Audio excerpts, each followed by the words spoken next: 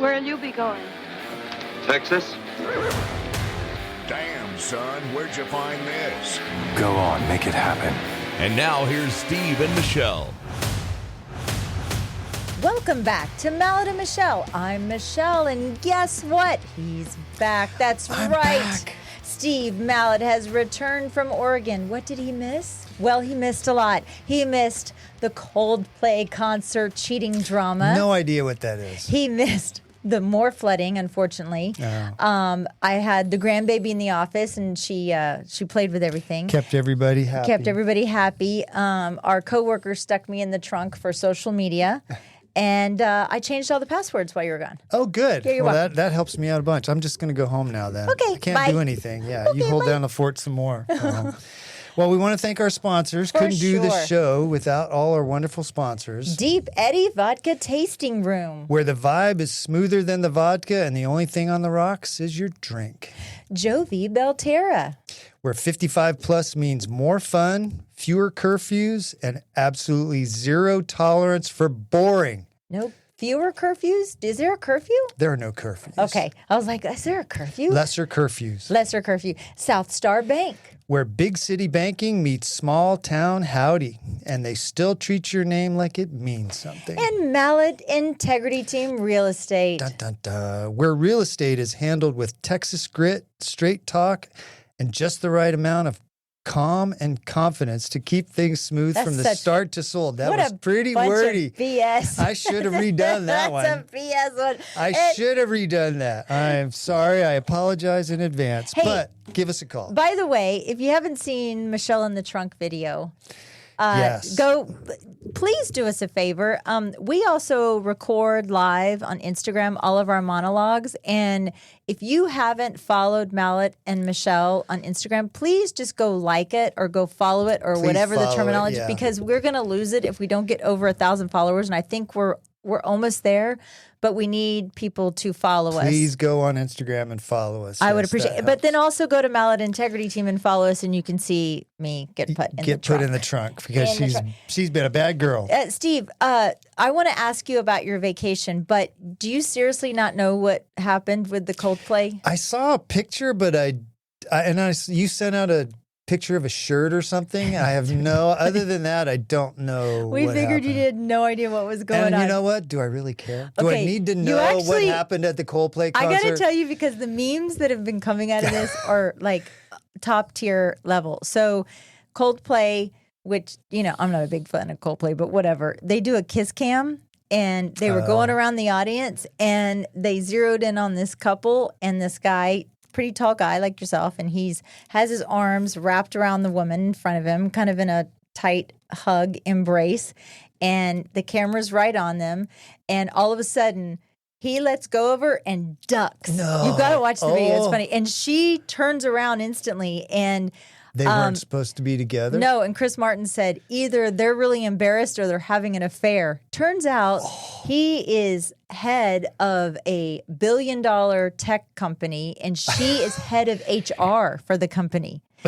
And the girl that was No. next to them also just got promoted with an HR. Well, since then, he's resigned. I don't know what's and happened. rightfully so. They're married, and his wife is going to be rich. Yeah, geez. Oh, So, man. yeah, that's what that you know was what? about. You're on camera 24/7 these days. You don't get away with anything anymore. No. There was a couple times I was on the beach in Oregon on our trip, like middle of nowhere, like 10 miles from the nearest civilization, and I'd have to go pee, and I'd go stand over off the side of the beach, and I'd go, I hope nobody's watching me on a deer camera or something, but you're birds, always on. All the birds are cameras, anyways. Yeah, they're all the drone, birds. yeah. Hey, you said on your trip, I want to talk about this, that you saw a bunch of bald eagles. We saw at least Oh. 5, yeah. That's so cool. I'll tell you, the coolest one was, I think it was morning 5. We were at Flores Lake, which we did not, when I booked the campsite, I didn't know this. Flores Lake is Do they have tacos? no, Oh, okay. different Flores. Flores Lake is a hotbed for kite surfing, where they, Oh, they yeah. surf with those big kind of oval kites. And there were people in this campsite. Everybody but us was there to go kite surfing. So it was we were leaving that campsite, which we had a great time, met some wonderful people. And it's all misty around this lake. We're walking right on the lake's edge, and I see this shadow coming out about 20 feet above my head out of the fog. And I look, and it's this giant bald eagle. And he flies. I go, Holly. And she looks up. He flies 20 feet over our head and then just disappears in the mist off to our left. I was like, I wanted to get that on camera, but the memory of that is so cool. You don't get to experience. I mean, I could see the talons on his feet. As Did he have flew a by. bottle of Fireball in his mouth? You gotta tell that story because that's so. Okay. Yeah, out of all of Steve's hiking adventure, I get the Fireball takeaway. Yeah. So I think Fireball is the official drink of Oregon. I will let you know in a couple They weeks. sell the little shot bottles in 10 packs in all the grocery stores there, but.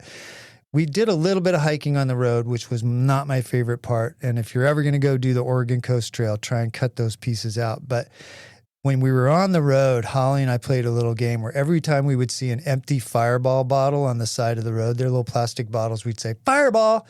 We must have said Fireball 1,000 times. What do you think it is about that? I think it's basically just one quick drink of Fireball, and they throw the bottle out the window so that if they get pulled over, they're not arrested for drunk driving. So there's just a bunch of Fireball alcoholics there in Oregon? I mean, there were literally thousands. It was the most common piece of trash we saw on the whole bizarre. trip. You couldn't go 50 feet, it seemed like, without seeing a bottle of Fireball.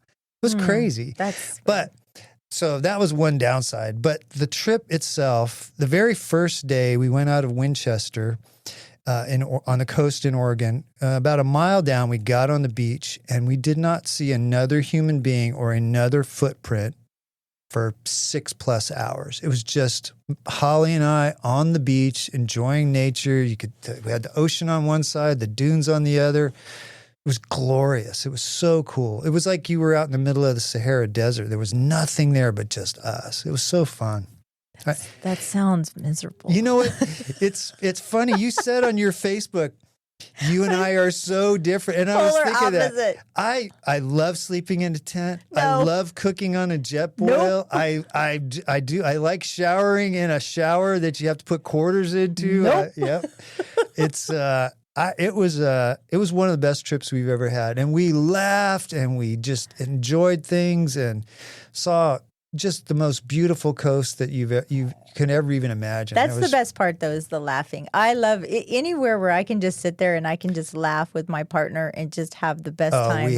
I don't care where I am. I'll tell you what, we didn't have one crossword. There were a couple times the day got really long and very hard. We were just always backing each other up and smiling and laughing. Because I warned you that if something happens to Holly, you're the first suspect. Yeah, that's true. They think, sure, you went on a hiking trip. Yeah. Something happened to my wife. Anyway, if you're ever thinking about doing a portion of the Oregon Coast Trail, reach out to me and I'll let you know the pluses and minuses. The pluses way outweigh the minuses, but there are a couple minuses about it. And if you're ever interested in going to a 5-star resort with an umbrella in your drink. I got to tell you this quick story. So the third night, we stayed at the Bandon Inn, which is a pretty... The Abandon Inn? No, Bandon, B-A-N-D-O-N. Even the A abandoned the inn. Yeah.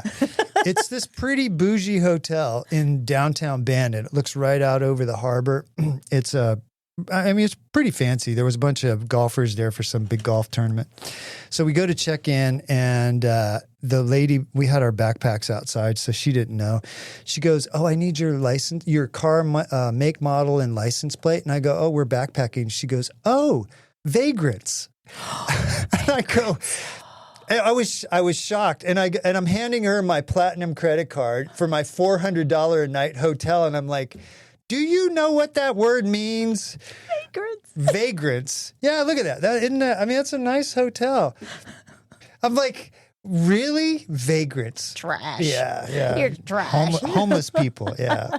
But I didn't have a weird. good comeback at the time, but I thought of some good ones. Well, later. you did have a homeless guy approach you, and you basically shunned him away and said that you were part of the I tribe. did. I said, "Dude, we're just trying to get by on our own here." He goes, "Oh, I get it. And he trundled off. As you're wearing your $1,000 watch. I know. I was That's thinking what that. I was thinking. Yeah, and whatever that other ring is. Yeah, my that one. Aura ring. Your Like, Aura dude, we're ring. just trying to get by here. I don't have $3 for you, which is coincidentally, I believe $3 is the exact amount of a small bottle of Fireball. Is the price of a Fireball. Who knew? Yeah. Who knew? Hey, you know what? Bring your own Fireball if you're going to go on the Oregon that's Coast right. Trail. That's right. Hey, you had a couple people reach out to us and give us some kudos while I was gone. I did, which I think is really cool when people reach out to us. One of We them, love hearing that. his name was Lyndon, and I love when people give us guest suggestions Mm-hmm. also. But I really appreciate. I love the positive feedback or negative feedback, especially if it's not about me. We don't mind constructive criticism, especially when it's about Michelle. But we'll take any. She kind. seems all right though. She seems all right though. She seems okay.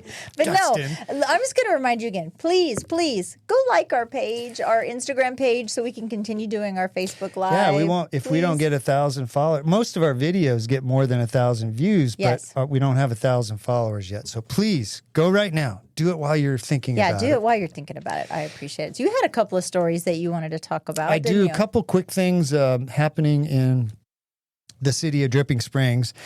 They outlawed fireworks in the historic district. Okay, so I want to ask this question. Can I give you the background on why they did it first? Yeah.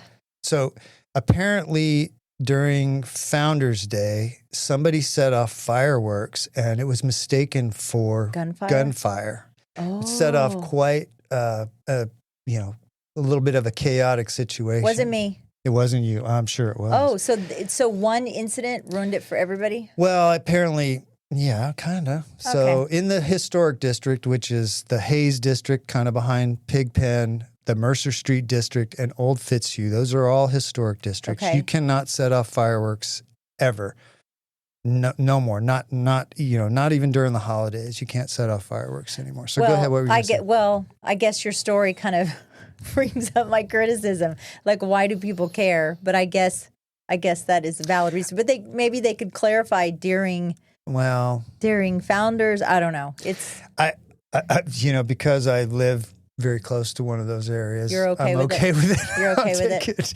But I mean, I could, Founders Day's gotten, what do we get? Like 100,000 people come through Yes, town. a lot. If you get whatever, 30,000 people down there and all of a sudden somebody thinks there's somebody shooting, that could get really dangerous really quick. So, who made that decision? It was the city council voted on it. Somebody on the city council came up with the idea and they approved it. Oh, okay. So another thing that the city is looking at, and I think it's a good idea, is directional signs around the city saying, City Hall is this way, the library is that way, school district building is that way. I think there's 7 of them they're looking. They're about $13,000 a piece. The city council is looking at that. Can the city council fix the roads that are in the historical district? Thank you very much. The roads are crapola. Yes, crapola. please. If you are from City Hall and you're on the city council, please let me know. Do I need to come and talk to you guys? Do I need to beg for you guys to fix the roads? So we have a sidewalk now that's going to mainly be used during Founders. Yes, we have which an is great. ordinance. Kudos. Yeah, kudos. Okay. Because you can't drive in the street because you're going to Yeah. fall on a big old pothole. And so they passed an ordinance about the fireworks, and now they have directional signs, $13,000. But yet we still have these ginormous potholes, especially behind Pigpen. There's one behind Pigpen that if you drive through it in your car or my car, you will destroy your wheel, flat tire and destroy your wheel right now. It's got to be 8 inches deep. Let me just tell you, if anything else happens to something that I own that is under my insurance, they are not only going to cancel me, they are going to banish me forever. Because while you were cannot gone, even drive. well, Yes. while you were gone, I hit a deer. And I not only did I hit a deer, I smacked a deer and I ran over the deer. Like a thunk, a thunk, a thunk, a thunk, a thunk. And when I came back Saturday, it was coming back from San Antonio, I passed where I hit it. And because Todd said, well, maybe you didn't kill it. Maybe it just rolled and went. So I was When you like, hear a good ka-dunk, ka-dunk, ka-dunk, yeah, you killed it. I saw the You pancake. killed it. I killed it. I killed it. And it was awful. Don said, haven't you ever accidentally killed something? And I said, not something that looked me in my eyeballs, like legit looked me in my eyeballs. I felt worse about the deer than I did about my car. But you know what? My car's already fixed. It's done. Shh, and don't tell anybody, but you had a couple dents in the front that they fixed free of charge. Yeah. So it Well, actually worked out It all right. does. But the deer actually took those 2 dents and made a bigger dent because when it hit its head or whatever it was. You know, But, yeah. I have a little piggyback on that. I expected to come back to see you driving a brand new car since you hit a deer, which you did not. I am waiting for my insurance settlement, not from my car, but from my house. From the big insurance settlement. Well, when you go buy your new car, beginning July 1st this year, when you go purchase a new or used car from the dealer, you used to get those paper plates? Yeah. No more paper plates. Oh, really? You're actually going to get a metal license plate at the dealer now. They're What if gonna you have issue- vanity plates? You can pay to transfer them over at the dealer. So they'll take them off your old car and put them on your new car. Interesting. Yeah, it was- why is that? Well, this House Bill 718 passed during 2023. The guy that sponsored it, State Rep Craig Goldman, who's a Republican out of Fort Worth, said the current temporary paper tag system in Texas has provided criminals an easy way to disguise vehicles, avoid prosecution, and inflate public safety problems in Texas. So people were taking those paper plates and putting them on unregistered cars and driving them around. So, yeah, I think that's you know what I cool. always thought weird about paper plates is it would show your name on there. Yeah. Does it show your name? Yeah, I it think would they show- did away with that. I think they did away with I that. thought that was kind of strange. I'm just going to say, for those that don't see us, that can only hear us, Sasquatch is it's pretty smelly. Are you that- smelling Sasquatch? I can Could smell. be me. No, Could be me. I brought Oregon with me. we have We have an air freshener An there air that we unveiled Unwrapped. for unwrapped. what does he smell like? Is I think it pine? I think it's pine salt, like pine piney. needles. He's very piney for sure. Let me wrap up the paper tags thing. When you buy a used car from a private seller, it's still going to happen the old way, which was you keep your plates and put them on your, go in and register your car at the county building like you used to. But anyway, no more paper plates. I'm about to go through the car hell. Like all I really need to do is I just need to test drive these 2 vehicles. I want to look at the Land Cruiser and I want to look at the Lexus TX. I want to test drive. I want to get in. I want to see if they have the stuff. I want to see if I think the TX is assembled in the U.S., so therefore I will qualify for the interest rate deduction on my taxes. I don't know about the Land Cruiser though, but I think some of them are in San Antonio. I'm not think you certain. need a Land Cruiser? It's a big ass car. It's actually like I think 2 inches bigger than the 4Runner. I've looked comparison. Oh, that's not bad. It's actually kind of a 4Runner-esque. But yeah, I think I'm going to do this all online because I don't want to go in, and I sure as heck You'll don't get a want to better take. deal if you go in. Well, I want to go. I think I may go to San Antonio and go get it. Just go sit in there and drive them nuts. When you go, they go. That is my specialty.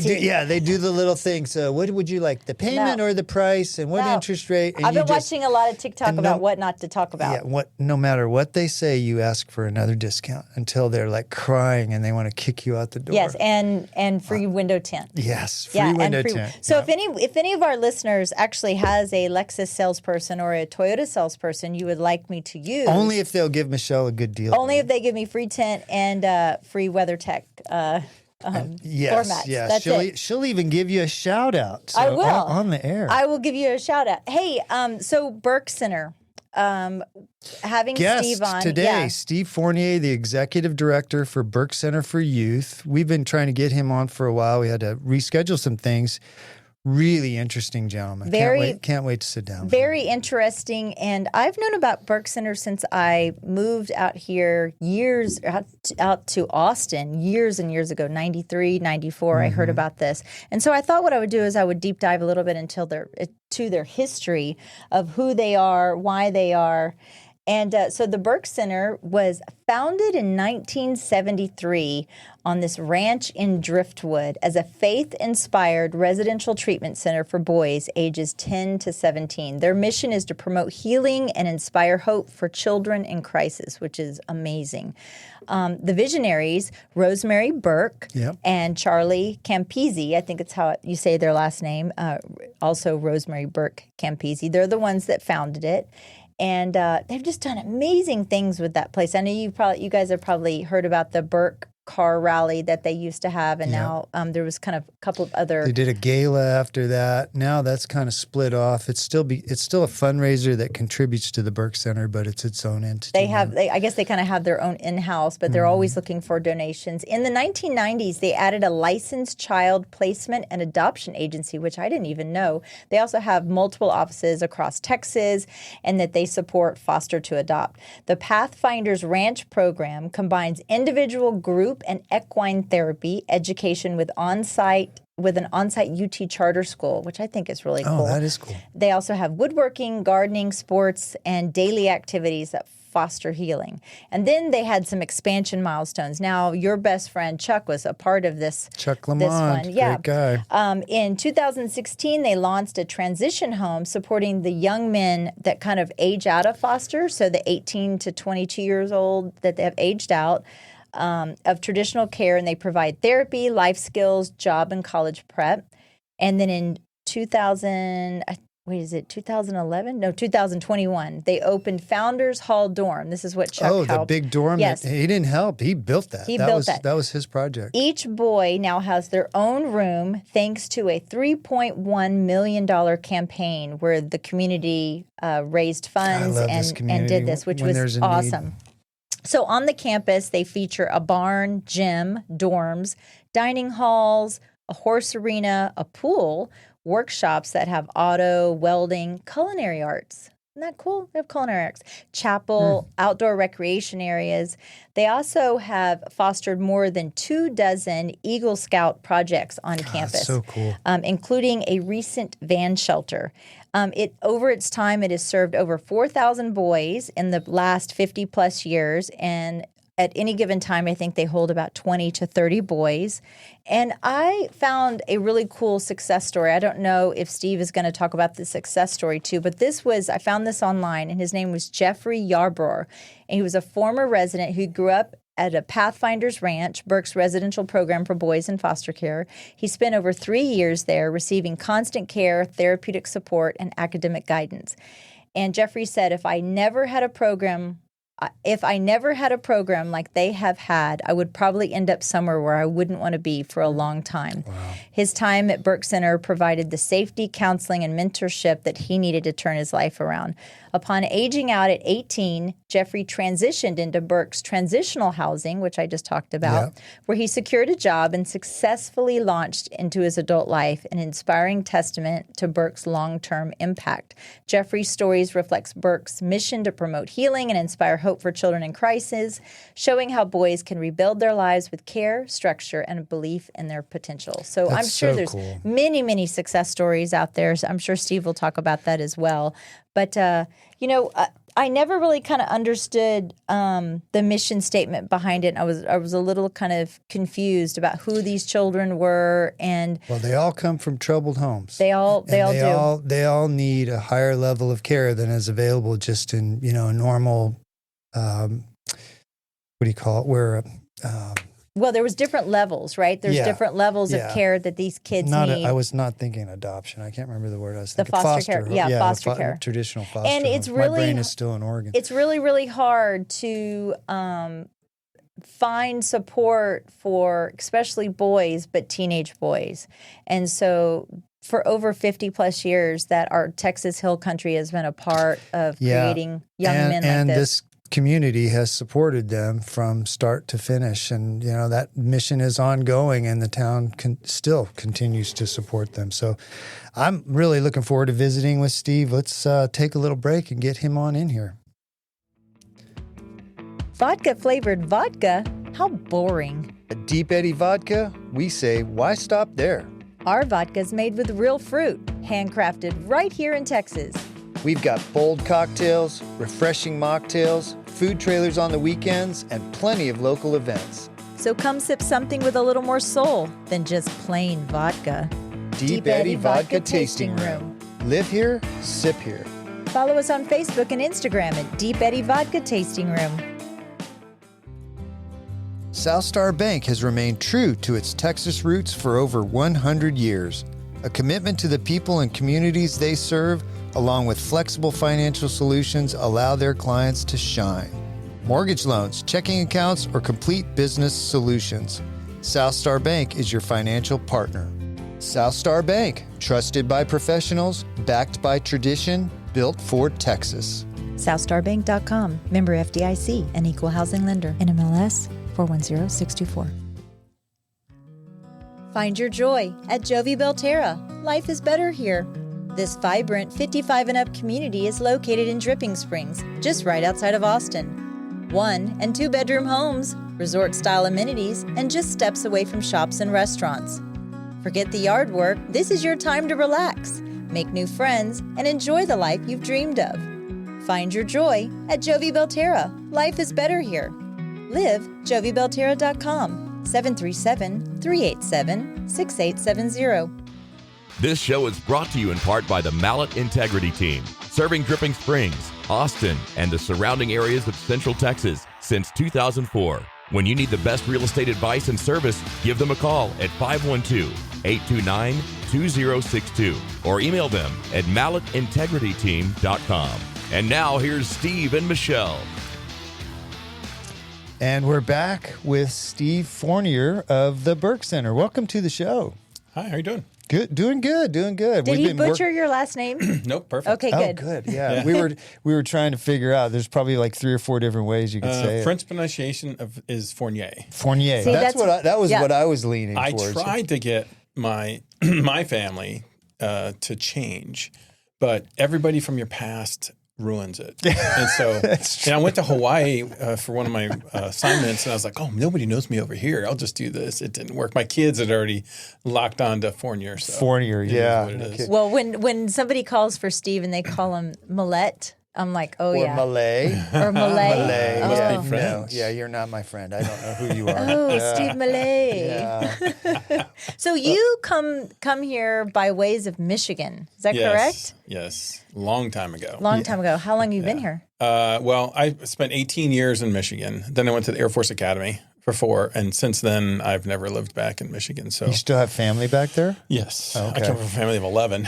So Oh my gosh, geez. they're all over the place, but a lot of them are in Michigan. Okay. Where are you in the 11? Number 10, Oh my the God. last boy, which is a great place to be, by the way, when you have a mom. Why is that? Mama's baby. Oh, Yeah, mama's boy. yeah. Mama's boy. Yeah. Yeah. So I was very lucky with that. Any of the other siblings go in the military? Yeah, I had 2 brothers. They were both enlisted in the military. Both of them retired actually in the military as well. Okay. And but I've got family in Kansas, Florida, Maryland, Ohio. Oh, you're traveling a lot Yeah. when you go see family. Yeah. You're Well, not we- instilling hope in me because my son left Texas when he was 18 years old to go to the military. Yeah. And I want him to come back someday. So Is he married yet? he is. He's married. But Where's right now she they're. from? She's from California, but they want to Okay. get out of California. Okay, so that's your only hope. I know. Yeah, that is my only hope. So I'm here because my wife's from Texas. Oh, is she? Okay. Oh, so that was my next question. How you ended up in Dripping Springs? Yeah, that's 25 years in the military, pilot, all that stuff, fun stuff, and then retired. And I told my wife, I'm like, we'll go where you want to go once I retire. And so she's a pediatrician here in Dripping. She Great. works for ARC. She's our main pediatrician. Okay. Here in Dripping. And then we kind of narrowed it down. It's like, oh, okay, she's from Texas. She's going to want to be in Texas. And then she's like, the hill country is the most beautiful part. So we're like, okay, we'll go to the hill country. And so we go to live, and you narrow it down in like, school system, it's really good. Yeah. And so, and of course it's beautiful out here. Yeah. So it all worked out. And I retired in 2009, which was really, really bad for building and money and all that kind of stuff. But it's perfect for me because I'm retiring and everything was cheap at the time. It was cheap. Yeah, we just had that real estate crash that started in late 2007. That was the bottom of the bottom, Yeah, right? it was there. great for me. Yeah, it And my was. builder Yeah. was dying to build stuff. I think what you're telling I'll me now pay you to let me Yeah. build you a house. Yes, is I need please. to work on the wife. I need to work on That's his wife. exactly what okay. I was saying. Okay, but here's the thing you got going for you. In California, if they're not wanting to be there because it's so expensive and everything, Well, he's in Oregon right now. He's in med school, that so doesn't that's matter. even better. That type of stuff is not a problem. It's as long as she wants to move back. Here, Okay, I'm working on anything- Maddie. Yeah, Maddie's the one. Yeah. Smart move. So we were reading your bio and your resume, and you've got 3 master's degrees? What? Yes. What's up with that? It's Yeah, like, that's couldn't leave kind of school or what? underachiever. Yeah. I know. Well, you'd laugh too. The people of, I went to the Air Force Academy, and I mean, I scraped by. It was tough. Oh, really? It was not. We graduated with 184 credit hours in 4 years. Most people it's geez. 126. Oof, man. So it's brutal. Yeah. And but anyhow, when I was there, everybody's like, "Oh man, you're barely making it." I got more degrees than most of them now. Oh, is there? But it's funny because the Air Force wants you, all the military wants you to get education. So you can't even make major unless you have a master's degree. Okay. So my first one was, all right, I got to get a master's degree. So I got a master's degree from University Incarnate Word. And I love physical education, love education. So I was like, okay, this will be fun. And it was actually a great program, a lot of fun. And I was stationed at Randolph Air Force Base at the time. Oh, were you? Oh, yeah, I loved it there. 4 years. I say thank you to the United States Coast Guard for paying for med school right now. Yes, That's, yeah, I bet you. Exactly. Yeah. So we did that. And the military pays, 80% of that. So it's like, okay, you're dumb if you don't do that. So I got that one. The second one, the Air Force and the military want you to have their own master's degree, which is it's operational art of war. So you learn how to be an actual tactician. Okay.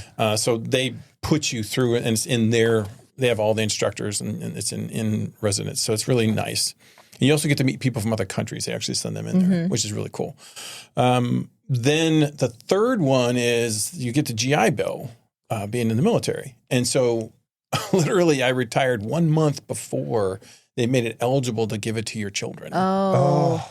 And so they're like, sorry. And I'm like, it's a month. Yeah. And they're like, no, sorry. Oh, yeah, that's the military. So I had it sitting there, and I'm like, okay, what am I going to do? I was retired. My wife is working here in ARC as a pediatrician. And I was a stay-at-home dad for 5 years. And so I was like, well, okay, I might as well get another degree.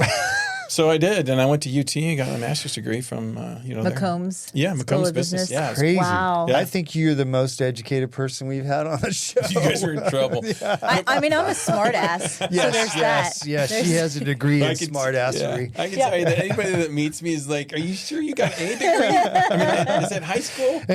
You said you had a Bachelor of Science in Human Factors Engineering. I don't Yeah. even know. What is that, Steve? Yeah, so it's ergonomics. So Okay. everybody knows the word ergonomics from all the different things that are built. And so back in the day, that was what the name of the degree was. So it's an engineering degree with a psychological background, and it's about the interaction between the human and the computer, or the human in any interface. So, Okay. for example, the way that your computer is set up, keyboards, angles, visuals, everything, all that is human factors engineering. It's ergonomics.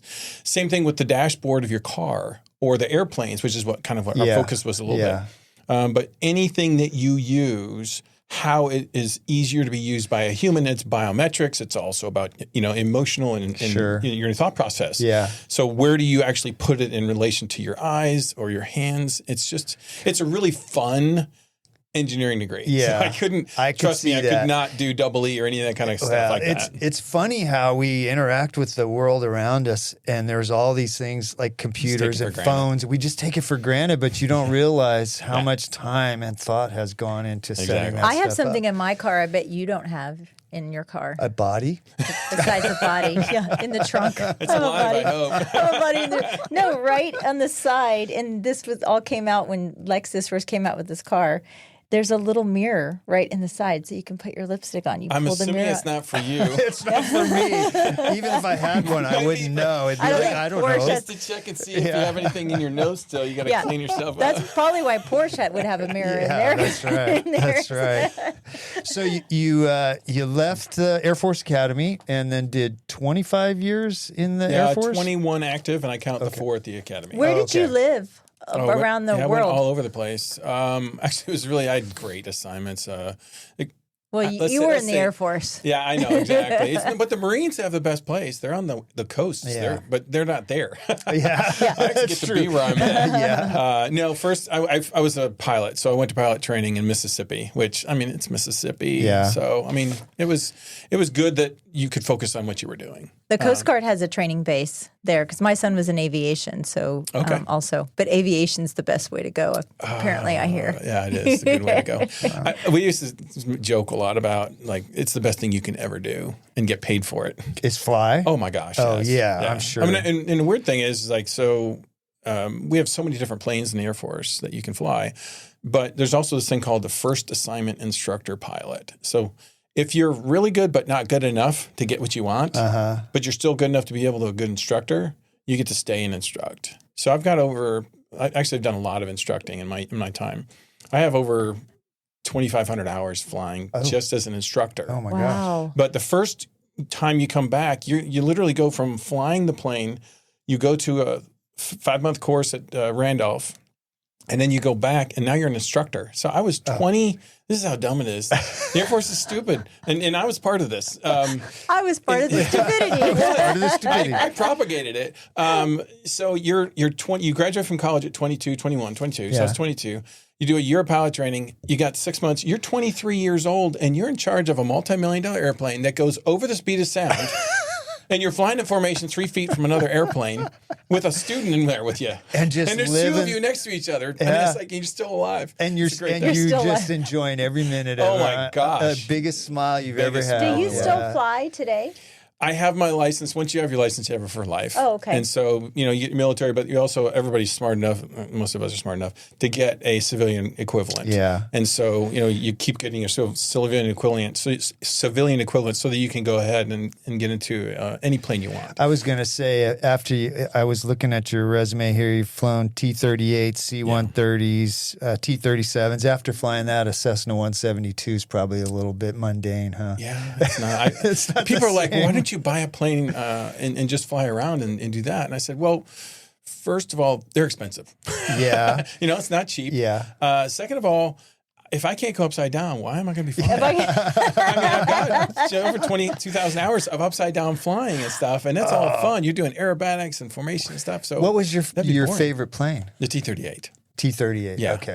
It goes over the speed of sound. It goes. Okay, I got to look up a T-38 now. look that While up. It's you're super talking. cool. Okay. Yeah, you have to look at that. That's typically and they're still in the inventory. Oh, are they? Oh, But that's typically what you learn to fly in, right? It used to be that you always flew in that's the T-38 up there. Yeah. It's oh, yeah. Yeah, they call it the Corvette because it's old school, but it's super powerful, but it's also old school, so you're not getting all the super new bells and whistles.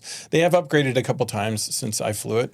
The white jet to the left is the one I pretty much flew. Okay. The ones down that look gray and have 2 colors like there, the one underneath it, they're the new ones that they've upgraded. Oh. But those are where you'll go to a T-37, which is a smaller plane that's side by side. Now it's a T-6, and I flew that as well. Okay. It's a tandem plane. The Navy, the Air Force both have it.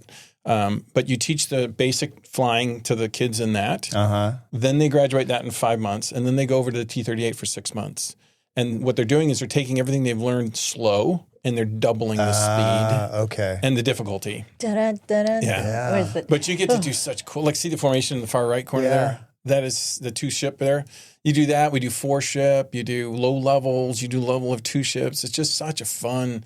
It's a challenge too because that plane is really fast and really hard to land. I've seen these really cool videos. Unstable, right? Yeah. It's very unstable. When they're like landing or taking off, and the guys are like doing all these little. It's the Navy. The Navy, yeah. But then also, like in the Air Force, when I guess when you're in the academy or in pilot school, and they're being assigned whatever. Oh, the assignments? Yeah, the assignments, and they make this big deal about it They now. do. We have Assignment 9. It's a pretty cool thing. You haven't seen those videos? I have, yeah. Did you ever get to fly in combat, one of those? No, those are only trainers, so they're only here in the States. Okay. I flew C-130s, which is, they call that your major weapon system. That's what they had in. So, yeah, you fly those. That was what I flew in Coast Guard, Yeah, I flew it over in Saudi Arabia. I did not. It was weird. Good thing for me, I guess. Both of the Gulf Wars were like they. You were like sandwiched in the middle. I was right in the middle during that, and so we were over there. Did a little bit of, we call it combat time, but it was not. You weren't getting shot at. No. What about these guys are doing this? They're doing some good stuff out there. I bet your chest candy is pretty impressive. Not compared to a lot of people that went through those wars. I mean, Really? you get a lot of minor participation trophies, pretty much. Oh, Did stop. you? Oh, stop. Did you like flying that C-130? It was awesome because of the capability, and that was before. Like you see, the second one over there, it's got 5 props. That's the new version. It's yeah. a J model. That actually flies with a stick. Mine was a yoke. Really? Yeah. Oh yeah, they got a stick. It's a totally different So world. it's like a stick on the side. Right in the middle. Oh, in the middle, yeah, really? You find it's really Huh. So anyhow, they're much. They're just a newer upgrade. So everything's electronic. So you got everything is digital. Mine was it was old. Our planes were built in the 50s and 60s. Gauges, You yeah. had a chicken going up and down. Yeah, you had to pedal real fast to get it going. They're cool. Oh yeah, and the thing that the nickname for him, is it Fat Albert or Burke? Oh no, this is the Hercules. Fat Albert is so each of the bigger planes. So the C-17 is 17. Barney. Okay. And Fat Albert is actually the C-5. Okay. Oh, I see what you're saying. Okay. Yeah. That one is just the Navy's version. For the And Blue You're right, they Angels. do call that Okay. Fat Albert. That's the Blue okay. Angels. That's right? the Blue Angel plane. I thought you were talking about, so we have Fred and Barney. Fred is the C-5 and that's Barney's the pretty funny. Oh, okay. Yeah, I'm not going to say what those mean. You can look those up later. We'll look him up But later. in general, Fat Albert, what's cool about that is they have jet assist takeoff. You can see that there. right here. Look. Yeah. Scroll down. So they Oops. they put on there, I don't know if you remember way back in the way, you're not my age, but you're close enough that you'll understand when I think I'm older than you. I bet you're not. I bet I am. When Iran. I bet you he is. Right now, let's arm wrestle. Okay, we'll check. But we'll get this. When they were rescuing the Iran hostages, okay, they did a cool skunk works, is where they do all the dark ops stuff, and they made a C-130, and that's why they got the jet assist on there. They made a C-130 that could take off in a football field and land in a football field. No way. Yeah. And so it had jet assist on the way up, and it also had jet assist when they landed, so that was in the front. Like reverse thrusters? It was just Like- those big, those huge things would rockets. stop it. Wow. And so anyhow, that cool airplane is kind of where they got that stuff on the C-130 for those guys. And they do it just for fun for the air shows. So they're like, oh, look at us. I heard The they plane's had. cool because you can take off and land in less than 2,000 feet. That's amazing. And you have stuff in there. What I heard about that was they had to stop doing it because the rockets that they used were Vietnam era rockets, and they ran out of them, and they don't make them anymore. Well, it's so. probably not too great for the runways either. Probably not. You didn't know this was going to be an airplane podcast. yeah. That's So easy to you- talk about It airplanes. is. It's amazing, though. Yeah, I'm with you, right? Right. I It's love easy talking to- about Well, airplanes. Steve flew.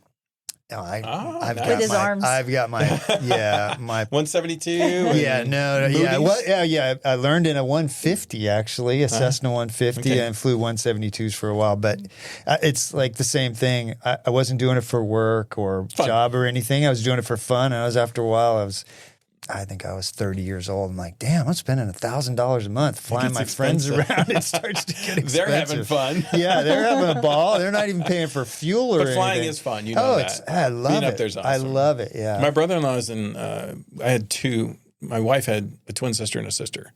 All three of them married of people in the Air Force. They're friends of mine. So all three of us are married to the girls, we call it. But one of them retired just after I did, and he's in San Diego. But he actually has a biplane, and and so he took me up in that, and we were doing all kinds of cool stuff in there because he does fighter stuff while we're flying. So they're actually doing 1v1s or fighting each other like it was back in the World War I time frame. So it's a really cool thing. That's fun to do. Yeah. Just flying straight and level. They never do that in my Southwest Airlines flight. That's kind of boring. Do you when you went up in that biplane? Did you have any problem with being not used to flying like that No, anymore? no, not at all. Like once your No. body's There's a little tip. done it. yeah. Well, because you do get used to it. I mean, you have to. But the weird thing about me forever is, like, my first time I ever flew was literally on a plane to the Air Force Academy. I'd never, never been in an never been in a airplane. plane before. And so, I just like, I'd like to fly just because I'm at the Air Force Academy. Yeah. It wasn't like, I grew up when I was 3 and I wanted to be a pilot. Yeah. It was just like, okay, I guess that's what we'll do. And so you kind of did it. But Man. once I hit it, it's like, they say that if you're too smart flying is not always that great because like you're overthinking things. Oh, I can see that. And when you're not smart like me, So you it say was easy. You got to be a little dumb. Yeah, you do. And it fits perfect for me. I've always said that about my kid too. I'm like, he jumps out of a perfectly good helicopter. You got to be a little nuts You to do. do You something because like you that. be a goalie in soccer or yeah, hockey. right. You start Something's overthinking loose. that. You're like, maybe this isn't a good idea. Like, you're pretty, but you dumb. But you're having fun. That's right. yeah. That's right. So now are you the director? What are you? What is your title at the Burke Center for Youth? I'm the executive director. Executive director. Yeah, And so- walk us through how you moved here and how you ended up in that that's position. a good story, actually. Yeah. So I was a stay-at-home dad, and my wife was working, doing the doctor thing. And so I was literally a bus driver. I was in 3 PTAs. I was a glorified bus driver. I had kids in the elementary school, middle school, and high school. You could lift the heavy things for all the other All moms. the Yeah, ladies, that's right. the ladies loved me for Yeah. one thing. And That's it was right. not for anything fun. It was for lifting things. Just lifting. Carry this for me. Yeah, carry this. So I got to do that for a while, but while I was doing that, I'm also a Knight of Columbus. So so I'm at the Knights. And Jimmy Winkler, I'm sure you guys have heard of Jimmy him. Winkler. Uh-huh. He's absolutely does all kinds of stuff for everybody. But the Knights did a lot of stuff at the Burke Center. I didn't know anything about that. They had replaced roofs of things, and so there was a lot of just like hammering. And I'm like, okay, I'm not handy, but I can do what anybody tells me to Yeah. do. So you tell me to pound this, you tell me I can do this. That's the way I am. So we went over there. It was back in 2013. And we're like, hey, we need to renovate this barn. So we renovated the barn. We need to renovate this building. And then we have another one, their old schoolhouse. And they're like, can we renovate this? So I just go out there with a couple of other guys and we'd be like, all right, let's pound and tear. And so that's what we did. And I never did anything with the boys. I was just there to help fix things. And it was because they couldn't afford to do that. So that was my first introduction to the situation. So I didn't know anything about the boys. I thought that it was like a boys ranch, like the sheriff's ranch and stuff. Mm-hmm. So I thought it was kids that were adjudicated or that, in the penal system or something like that. So I didn't know anything. And then they fired their executive director, and the daughter of the owner of the founders, Rosemary Burke Campese was the founder. Okay. With Charlie Campese in 1973. Their daughter, Jeannie, was the acting executive director, because she's like, oh, somebody's got to do this. And so she stepped up. She's a retired Army helicopter colonel. Yeah. Wow. And so she's like one of the first female helicopter pilots in the Army and stuff. And so she's like looking around and she sees me volunteering. She's like, be a good executive director. And, this is while I'm just finished up my master's degree from UT. Mm-hmm. And so I've got 3 businesses that I'm helping start up. And so I'm starting to do stuff that I actually went to school for just recently. So I'm like, all right, well, she's like, can you do it? I'm like, no, I don't want to do it. Knowing when to say no I didn't know a any gift sometimes. It is. Yeah. And I didn't know anything about it. I mean, I've never done anything like this. I've done a lot of other stuff. And so she was persistent, of course, and she knew what I had in the background. I mean, she knew what I've done because she's similar. Sure. And so she's like, no, you need to do this. And I'm like, all right. And I said, all right, I'll give you 6 months. Don't pay me, but just, I can help out.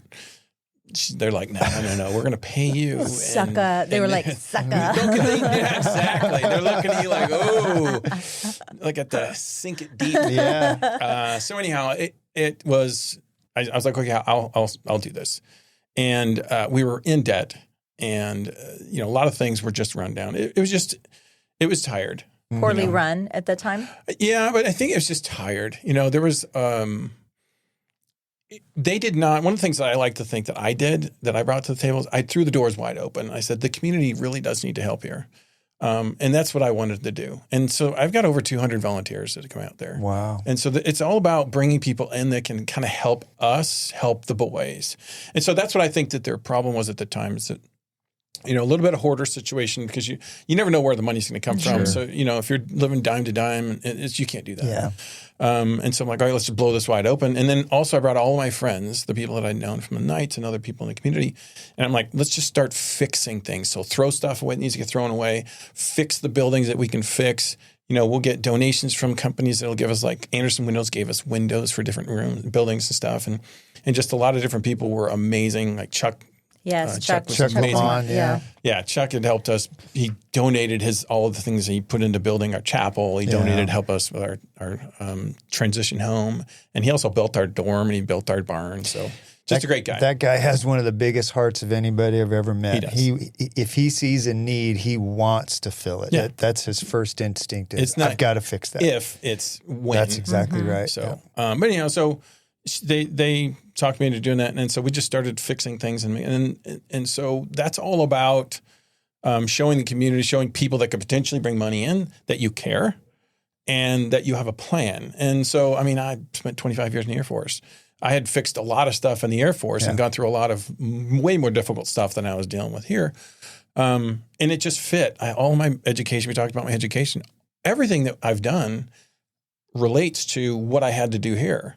Your strategic thinking, tactical thinking. It was a problem to be solved, and you could figure it out. Yeah. And all my experience has been to, hey, how do I solve this problem? And it's like, it's not, can we solve it? It's like, let's just solve it. So we go ahead and solve it.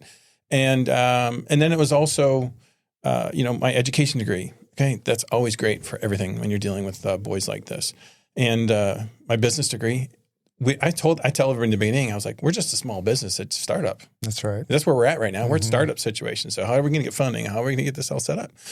So I said, okay, we'll do it. And then we're at 10 years, coming up on 10 years. And it's just like people have come into the Burke Center that really saw the vision and said, okay, here's the money.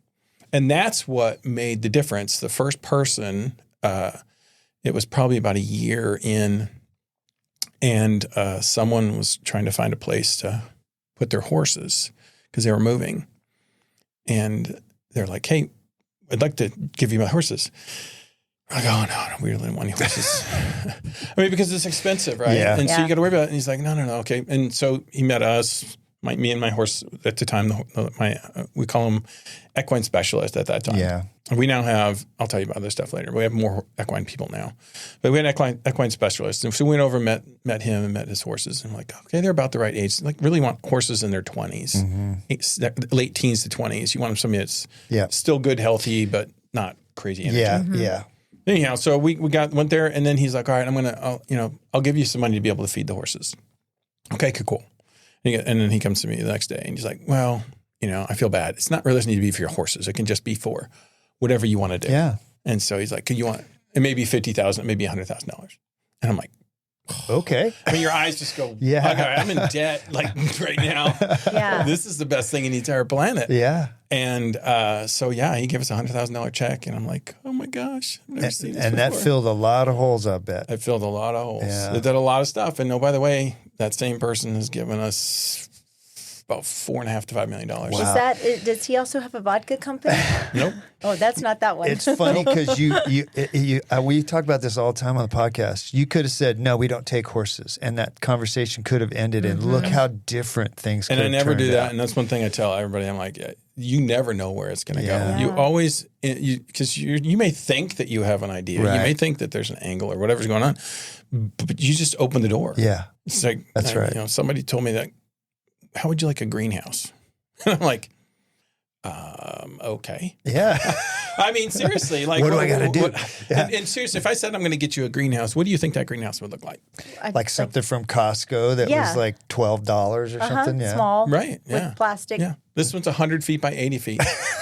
It has aquaponics, hydroponics. No way. I'm not kidding. You guys got to come out. Oh, we'll have to come see this. They literally, we grow, we have stuff I've never even known how to do. We have literally prototypical things, like prototypes out there of how to grow things. We need to go out there. Yeah, the last time I went out to the Burke Center was 93, 94. Oh, geez. Yeah. Yeah, It's a that lot was- different. Yeah. A little bit. I tell people it's funny. They would come out and I'm like, if you haven't been out in the last 6 months, there's something new. It's been changed. 32 years. Wow. I noticed, I've been out here 23 years or something, and I've noticed in the last 10 years that it's a lot more visible in the community, that we're seeing a lot more things 100%. happening. Yeah, it was kind of just this place you drove by on 150, like, oh, there's some boys there. I'm not sure exactly what happens, but now you're more plugged into the community. I feel the same way. I feel the same way. I feel like it was kind of almost a scary place. You didn't know what it was. You didn't know quite what was happening. You have no idea. But Steve, what is the primary mission of the Burke Center for Youth? It's to take care of 10 to 17-year-old foster boys that have been abused and neglected. That is the short of it all. Has that always been the mission since day one? Since the beginning of the time. Yeah, 10 to 17. And I love the way that she put this. Rosemary was like, look, we want to help the most lost child in society. Babies were taken care of. Girls were taken care of. Those boys at that age were like, all right, good luck. You're on your own. It's just, you expected that they could kind of make things happen, and we just did what you did. And so it's like, no, we're going to take care of these kids. And so they started with 24 acres. And I'm sorry, that's 17 to start with from her mom, because there was 200-something acres. Okay. Started with 17 acres that her mom gave to her. And then they added another 7 because they needed to put a dormitory up. And then after that, when I came in, I got 31 more of their acres, so that we made it to 55 acres. Can you walk us through the intake process from the very beginning? Like, how do you get these boys? Yeah. And it's a tough thing, too, because the state has, the CPS, DFPS, they have a bunch of boys and girls that they have that come out of those bad situations, okay? So they see a family breaking down. They have a child that's in a distress situation. Sometimes most of the time, it's the adult's fault, obviously. And so they see that happening, and then they pull the child out. Okay, at that point, now the state is in charge. They decide at that point where that child should go. And how they do that is they label a child and they give them a level of difficulty to handle, or things that they need, I should say is a better way to put it, is what do they need to help them succeed. And so you have an intense level child, you have a specialized level child, moderate and basic in that level. So intense level child is a child who has to go to the hospital. So they're in a psych hospital, they're suicidal, they're doing things they need. So that's an intense level. Okay. The next is specialized. That very difficult situation, a kid would be like beating up teachers, stealing cars, running away, trying to commit suicide. Different things that have pent up inside of them, and that's how they are aggressive.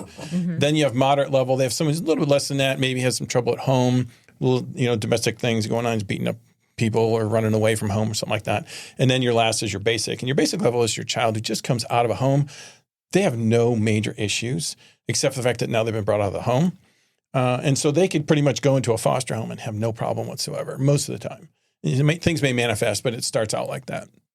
So the state pulls these kids out, decides where they're pretty much at, and then says, okay, sends out a blast to everybody who's on these emails. And it says, here is what a child is. And it gives it's the same form for everyone. So Johnny's at a moderate level. Yep. He's this age. Yep. He's at this age. He's had this issues. He's doing these medications. This is what happened at the last problem he's had. And this is what we think he needs. Because they may say, hey, and we've had kids come across, they're like, oh, we think he should be in a foster home. Okay, well, he shouldn't come to us. Yeah. Because we're not a foster home. So we won't bring someone in unless they need what we have to offer them. And so the state starts with that. And that would be great. The problem we have, me personally, the Burke Center, is that the state puts a lot of emphasis on proximity to where they're from. Not so much on the services that they need. Yeah. Exactly. So if the child has siblings or family that they want to see, then I see that's a great thing. Yeah. But if not, then you're actually doing them a disservice by keeping them in the community that they're at, because there's no reason to be there. You should put them to the place that's the best for them. And of course, we think we're the best for all of them. So, but anyhow, but for the ones that we can help. Are you saying, though, to kind of go back, are you not the basic level child, right? We won't have any of those. You won't have those. You'll have the moderate to more of the severe? We'll have specialized almost all of our kids. Okay. If we have a moderate level one, it's probably because they can't find somewhere else. Okay. And we take them. Okay. And sometimes we'll just take one because we think it fits well for us. But really, and each level gets paid a different amount of money. So we do get money from the state for every child for every day they're with us. And that's how I pay 70% of our operational budget. That's why I have to get a lot of funding. But those children that are moderate we wouldn't necessarily take them. We have almost all specialized level children. So it's a very difficult group. And that's one of the things why we have so much of what we have to offer. And that's what I can go into next if you want. But the last piece of this, getting a child and not having him, the reason we don't have a totally full, like we have 30 beds, the only reason we don't have full up is because the kids that mostly need the help are ones in big inner cities. Like Austin's so they're more not being affluent. sent here because they're not close by. Austin's a more affluent community, right? And so there's a little bit less of the issues that they have. A lot of poverty is a major issue, obviously, and alcoholism and drugs are the major issues. Sure. You have more of that in Dallas. You have more of that in Houston. You have more of that, in San Antonio. And so they will pretty much try and keep them close by to make the state happy by keeping them close by. So we don't get those kids very often. And so that's one of our problems is we're not in the location that has that. But we do some specialties that bring other kids in. But we have kids from all over the state. But in a perfect world for the state, they would stay closer to where they're from. Do other facilities, like if let's say there's a facility up in Houston that doesn't necessarily fit this kid's needs, do these other facilities, do they contact you and say, hey, look, can they transfer within facilities, or does it all have to go through the state? Probably go through the state. So as soon as you say, I can't help, like if we have a child that we can't help, they come to us and we're like, oh, okay, this was way worse than we thought, and we don't have the facility. Like a good example for us is Runaways. I don't. You notice that we don't have. You can drive by it. We don't have a big, huge fence up front that says, "Oh, we're a jail." No. So if someone is a chronic runner and we don't know because they didn't put it on the paperwork, and then they start trying to run away, FM-150 is not. I was going to say, good luck. Where are you going, kid? Right. No, we've had kids that wanted to try and kill himself with the street. Oh, goodness. So you're like, I can't let this kid go over here, and so I can't keep doing this, and so we have to have them leave. So what we do is we tell the state, hey, bad placement. Find a better home. And so we got a certain amount of time that we give the state to say, look, you have to find another home. What is that place in Waco that they have, the children's home in Waco? I can't think of the name of it right now. Do you know which one I'm talking about? You talking about the refuge or which one? Maybe it is the refuge. When you're talking, How is it working with the state? Is it kind of a top-down bureaucracy? Fun do you think? I think it sucks. But how much time do you have? I'm not going to go deep into it, but I'll tell you this: I was in the military, and I'd rather be with the military bureaucracy than the state bureaucracy. And it's not the state itself; it's like their hands are tied, right? And I'm not going to get into this. It's a long story, but heightened monitoring is something that a judge has imposed on in the state of Texas. She actually got fired. Oh. So it's nice. Yeah. Actually, the appeals court removed her from this. Okay. But, and she's taking it to the Supreme Court. Long story. But the point is that what she did is she put a lot of pressure on the state, inappropriate amount of pressure because she didn't set up the parameters for us to succeed. And she was okay with that. And so what she imposed was more oversight? Like you yes. Who was this? I was researching something. Judge Jag. Oh. She's gone. But she's her heart is in the right place. She's trying to do the right thing. She retired, but she held this on. Yeah. There's people with great ideas and great love, and they want to have things, but they do it in the wrong way. Right. In my opinion, it was the wrong way. But the big problem with that is it costs the state a lot of money, and it costs us a lot of consternation. So, give you an example. How many times, if you were going to get watched by an oversight, like say the state's going to oversight you, and they're going to come and visit your place and say, okay, we'll see how you're doing for the year. Like how are you doing? What do you think you do it once, twice? What do you think? I would think twice a year. Okay, so that's right. So they do twice a year. We get it every week. No way. Yeah. So somebody comes in and every. Is it the same week. person every time? We have 3 people that come out. Yeah, that would drive me nuts. Every week. And they get to look at everything anytime they want. Yeah. Are they're looking in your books, they're looking and we're okay. I mean, I'm open. Yeah. Book. No, I don't have a problem, but the problem is that you end up wasting all of your effort trying to do the paper, trying to appease the person with the paper versus doing the job with the kids. That's the worst part about bureaucracy, though. The bureaucracy is formed to perform some function, and then it becomes so big and bloated that it actually prevents the function from happening, which is because all these people that are meeting with these people once a week could be helping these boys. Isn't that the truth? Yeah. We on a personal level, my husband and I got our nephew out of foster care and dealing with the state. He was in 9 mental health facilities in 2 years, and he would get kicked out of them. And I would say, you need to keep him in there because he is a danger if I bring him to my house. And they'd say, well, no, he's a danger here. And I'm like, but you are the state. You're supposed to. And I said, well, I'm not picking him up. Well, if you don't pick him up, then we're calling CPS on you for your other kids. And it goes I'm like, bad check mark on yours. Yeah, I was like, wait a minute. We got him out of foster care, and we're trying to help him, and we're, getting him the help that we think he needs. But then there's some, higher level needs that he needs. It was the craziest. Good deed goes unpunished. That's exactly. Oh my gosh! I say that to each other all the time. No, you know what my attorney told me is that people are not puppies. That's what she told me. She goes, you cannot save everybody. No. You cannot save her. And it just struck with me. But yeah. Well, and I tell people that too for the Burke Center is I'm like, look, we give 110%. Nobody says that. 100%. Okay. Some people are like 110%. There's no 110%. Whatever. Okay. We give 100% of everything we have for every child that comes in the door. And we do everything we can to help them out. But at some point, I'm okay with understanding that I may not be that one person. We may not be that one location that helps them because we may not have the one staff or the one person that really changes their life. We may not be the timing. Like they may be in their stressed situation where they can't get to the point where they need to come in. Right. There's a lot of different variables. So I just tell them every child that comes in, we help. And we help them move in the right direction. But we may not be the one that makes that big difference. Yeah, but we're making a difference. But moving them may be exactly what they need to have that ultimate success. Exactly. And, so I want to move on to, so you've gone through this process, the state's given you the outline, and you've said, we can help that boy. And that boy comes. What happens next? So we just got a boy today, as a good example. We introduce them. We have people that intake, and they talk to them about all the different rules and how we do things to help them out, what they can do, this how they can succeed. And then we put them into the system with us.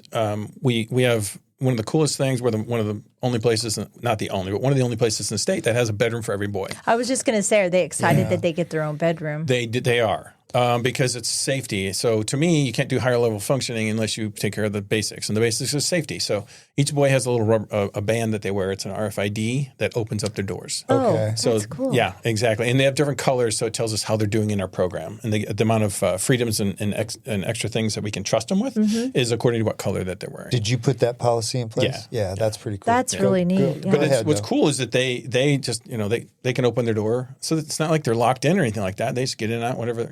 But somebody else can't get in their door too. So it's their private. So at nighttime, they're not worried about somebody going in and doing something to them. Yeah. No one can do that except for the staff. So the staff can go in there, but no one else. And so that's a very powerful thing. And that's one of the great things. And that was through amazing local generation donor, $2.5 million. It was over $3 million for the building, but we got 2.5 from a local donor. Again, he isn't making vodka. But anyhow, so that's a great thing that we have. Just to shoot a couple of things that we do that a lot of people either don't know or don't have. We have 5 therapists on staff. So we have a pediatric psychiatrist. We have mindfulness, anger management, your positive, I mean, positive therapist. I don't know what you want to call that, but we have a LCDC, which is a chemical dependency therapist. Oh, geez. We have it's called sexual issues. It's LSOTP, but it's licensed sexual offender therapist. Okay. And what we do, we're one of the few places in the state that actually helps children that have been sexually offended. And or potentially have sexually offended. But if you've offended, you pretty much have been offended. Yeah. You know what I mean? It's a chain. Sure. And so we're trying to break the chain. But our guy is amazing. And he's able to help the children that are there. And that's why we can get kids from all around the state, because there are places in the state that don't have that specialty. I was going to ask you that in regards to the mental health aspect, because the rise of mental health right now in our kids is just crazy. Anxiety. Yes, it's insane. So obviously the Burke Center has had to adapt with all of that and add these different types of therapies. And how much of a lack of a better word, how much of a burden has that put on your budget and finances? Yeah. So as I said earlier, I have 70% of my budget is coming from the state. So all of my additions are from money that I raise. Mm-hmm. So donations that I get from people and from our fundraisers. So for me to have the extra therapist, like here's my extra therapist and I get this from a donor. I have an equine therapist as well. And so she literally is a therapist with an equine therapy addition onto her title. She takes the boys out to the barn because we have 12 horses out there now. Oh, wow. When you get one horse with a horse person, the next thing is you have 12. Yeah. And they weren't bred, by the way. These aren't colts. They found these horses. Gotta The cool have thing this about our horse. horses is that, well, Are you now a horse rescue place well, too? no, we are actually, because all the horses we have are rescues or saves Yeah. or Aw. donations. And what's cool about that is that some of them are adopted, some are fostered, and so the boys relate to that. Oh, and so yeah. it's a powerful I thing. never thought about that. Yeah. Oh, they're like, and then they'll find.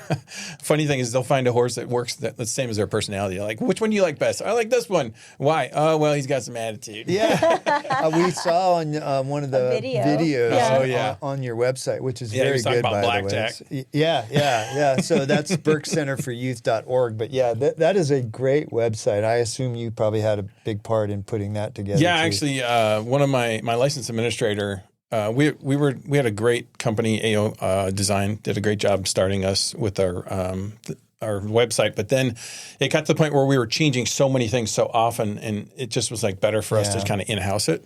So I sent a guy, actually, he's going to another class here recently, but he just fell in love with doing this. So he started I gave him classes at ACC, and so he started getting better and better. And so he's actually doing a pretty good job. Yeah. Does he want to I do think it's social great. media for a I podcast? know, yeah. Yeah, he probably would. I want to ask you about this because Michelle and I were talking about it before you came in, and I found myself kind of getting a heavy heart. And in this affluent community, it's, we're sort of insulated from this crappy stuff that goes on in the world, and things that are happening to a human being that should not happen to any human being, let alone a kid, a child. Oh, yeah. How do you keep yourself from falling in a hole and going, God, that just, and being sort of depressed about it? And your staff, because I'm sure they're hearing, Oh, it's tough. yeah, they're probably hearing the most horrific stories. So it's interesting. It's what you bring to the table, I think, is part of it. Because we have, bless her soul, I'm not going to say her name, but we have someone who works for us. A couple of them have really their hearts way down on their sleeve. They're just amazingly loving people. And they'll see, some kid is leaving and they're like just bawling. Oh, yeah. Even if it's in a good thing. And so there's a lot of, I can't imagine being that person because I could not do the job. Because if you just read what happened to these children, and all of them, not just one of them, all of them, you're just like, oh my gosh, how do these other humans even exist? Why would these people be around? Know.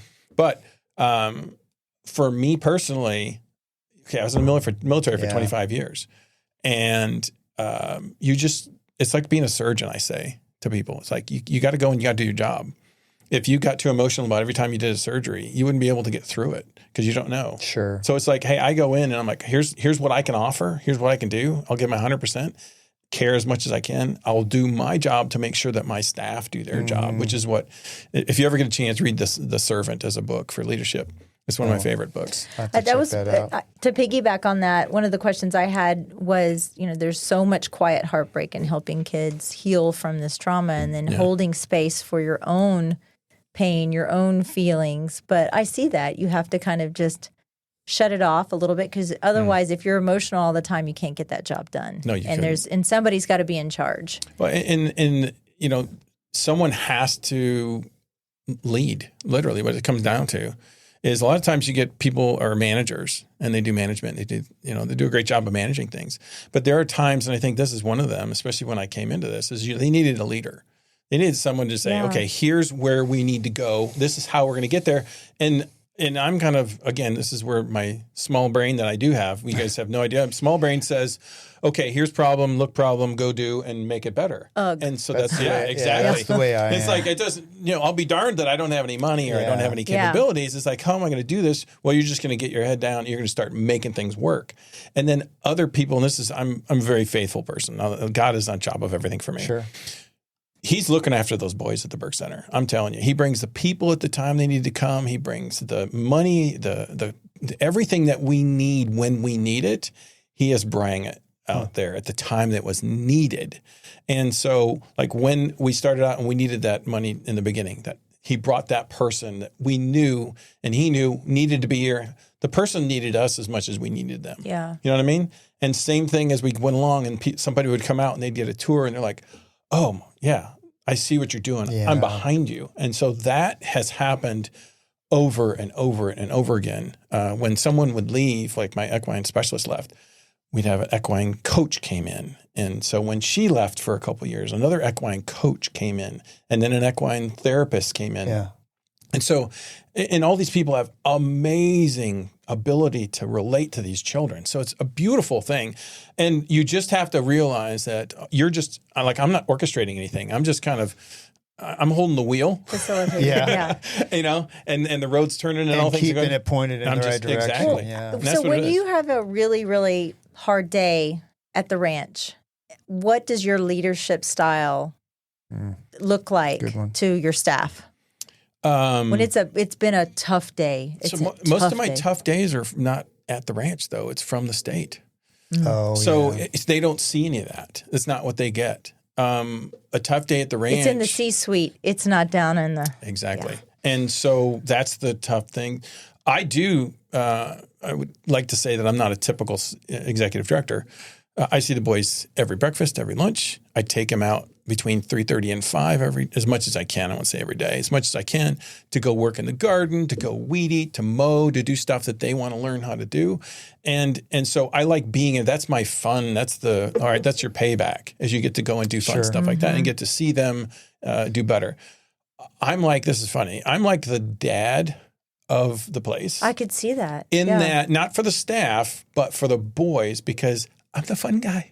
Like, hey, we're going to go out. Like the other day we went, and if the boys read, we have a good book program. If they read the book of the month, like The Servant is next month's book. So if they read The Servant, then they get to go to iFly. So I get to take them. That's cool. So I get to take them from the donor to iFly.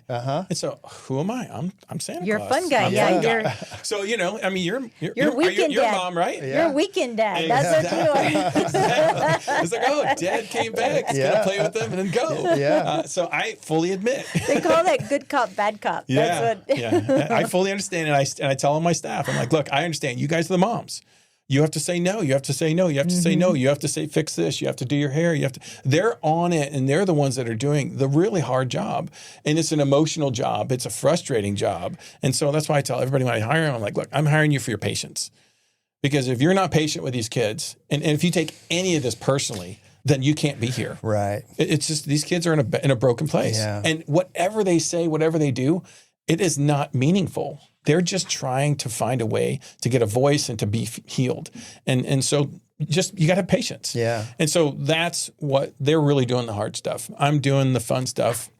So a day at work, there's nothing that comes at me at work that way. What are you couple of your biggest accomplishments that you and the team are most proud of? It's on an individual basis. Yeah. So I tell people, it's like, well, one of the big questions is like, how successful are you guys? Like how do you know you're doing a good job? What's the metric to say? What's the metric, right? Yeah. And so I like to give, and this may be a little bit of a talk here, but I like to use a baseball metaphor. So they say, well, how do you do? Well, I do. We get singles, doubles, triples, and home runs. Okay. A single is a boy comes in and they don't need a whole lot. They're pretty easy to deal with. We take them and then they go out and they're doing pretty good. That's a single. Yeah. A single is also if we get a kid who's kind of hard, but we get them so they're toddling and they're kind of walking out. You know what I mean? That's a single. We're doing okay. We live in the double and triple zone is what we try to do most of the time. So a kid comes in pretty hard because that's what we take, a specialized child. They have some major issues. We focus them, get their structure, and we help them get to a point where they actually look like they're going to succeed pretty good. Mm-hmm. That's a double to us. There could be things that could happen. The family could mess up or different things. But in general, we feel pretty good. To triple, a little bit harder kid coming in, going out a little bit better. Right? Okay. Home run is the one. We have home runs. And to live with a home run every once in a while is like, wow. Makes it all worthwhile. It's not when it's only worthwhile, but it does kind of say, oh, wow, this is impressive. And it's about the fact that everything that we have, we put all of this together on these children and give them all the possible chances in life to be able to succeed. And it works. Even in a situation like, I'll give you one home run. We had a little boy, probably weighed 80 pounds at most. And was brought up in a really bad situation, sexualized, and also physically, beating, everything like this. And he came in, and we could have swore there's no way we were going to help this child. He would be swearing and cussing and doing all kinds of different things. And we're like, okay, are we going to be able to help him? And so we make a decision, as we keep making that decision like every week. And we really did not think we were going to be able to help this child. In the end, when he left, he was absolutely a home run. He did amazing. Oh yeah. He was sexually abused when he was a child. And then he was able to go into court with BACA. I don't know if you guys have ever heard of Bikers Against Child Abuse. Oh, no. If you get a chance to talk to them, it's a group, literally bikers that go to court. Would love that. And they meet with, they literally met with this kid beforehand at our place.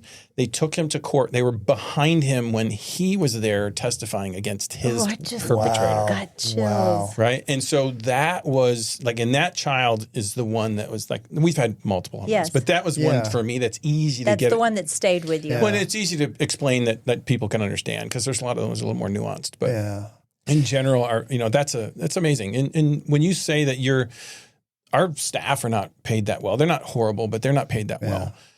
The reason they're there is because they have better job satisfaction than 90% of the population. I can see that.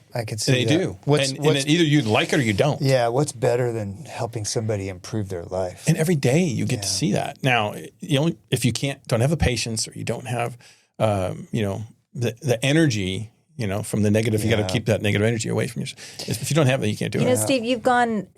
I look at your life, and you've gone from serving your country to now serving your community.